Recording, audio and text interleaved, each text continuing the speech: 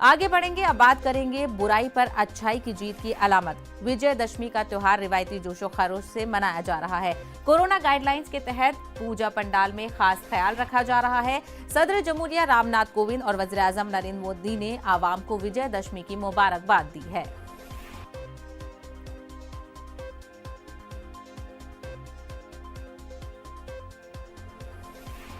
वहीं वज़ीर आज़म नरेंद्र मोदी ने विजयदशमी के मौके पर आज दिफाई शोबे की 7 कंपनियों को मुल्क को वक्फ करेंगे। वज़ारत दिफा के ज़ेर एहतमाम मुनक्किद होने वाले इस प्रोग्राम से वज़ीर आज़म मोदी खिताब भी करेंगे। इस मौके पर वज़ीर दिफा राजनाथ सिंह और दिफाई शोबे की कंपनियों के नुमाइंदे भी शिरकत करेंगे।